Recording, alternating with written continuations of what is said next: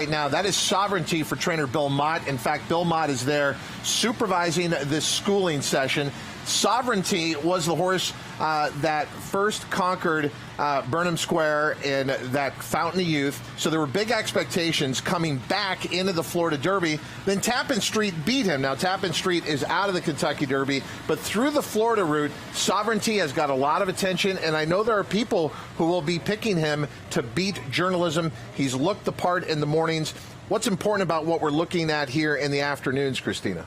Well, I think what I'm really going to be focusing on here is whether or not he gets warm and whether or not he gets agitated with the crowd. So today's crowd is big. It's definitely a festive atmosphere, but nowhere near the crowd and the noise level that we will see on Derby Day. I was in Florida for the Florida Derby, and he did get pretty hot on the track prior to that race. Caton has done a great job following this horse on the breakfast show in the mornings, talking to Bill Mott a lot, and he's explained that he does tend to get warm. This is something that is customary for him to a certain degree.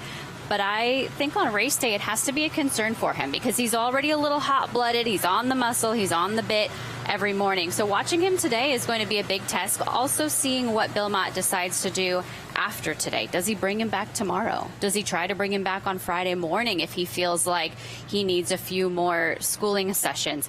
This will be a real test for Sovereignty right now. And I think if you are planning to bet him as a win candidate, you really do need to wait until he's on track in the post parade and have a look. Caleb, up until his win in 2019 with Country House, Bill Mott was one of the best trainers in our sport who never won a Kentucky Derby. Now, it came via DQ. If you were to ask him, he wouldn't think, or say, I want to win it a different way. The bottom line is he won. He also saved the sport from great embarrassment because who was in front and got DQ'd. But Bill Mott now seems to have horses consistently in the Kentucky Derby and is always a threat, and this is one of those threats. So Sovereignty and Journalism are so similar. As a 2-year-old, they both had 3 starts. They both lost the debut because they needed more ground. They both ended the 2-year-old season with a stakes win. They both ended last year in high 80 buyer land.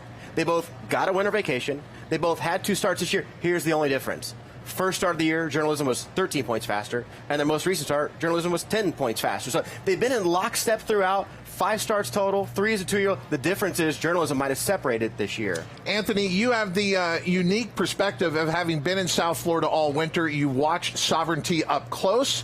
How's he looking here in Louisville? Todd, I don't think he could look any better. I mean, I have been so impressed. And this is the first time I've seen this horse since I've gotten to Kentucky, since I saw him in Florida. He looks so much bigger than he did in Florida, and he is being so professional here in the paddock. Bill Mott actually put the tack on in the stall, and he just stood there like a total professional and just took it all in stride. Right now, there's a decent crowd here today, and he is just focused on what he needs to do. He looks the part. He, look, he's my pick for the Derby, so I'm liking what I'm seeing in terms of the fact that I liked him, because this horse, if you remember the workouts in the morning, he wasn't that impressive in the morning during his workouts in Florida. That has not been the case here at Churchill Downs. It's like a light has gone on. He is just getting better and better. Guys, I think he's going to be super tough on Saturday.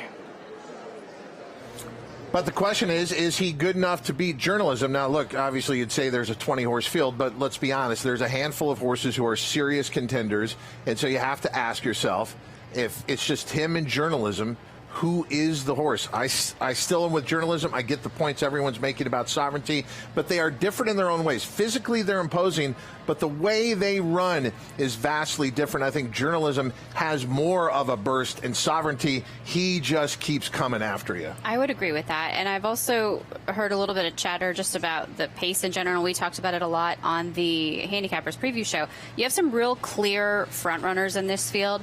You have some real clear closers in the field. You don't have a whole lot of horses that want to sit in the middle. Journalism wants to be in the middle. I think he gets the jump on Sovereignty. If you do go back and look at the street sense, it was their 2-year-old season from last year.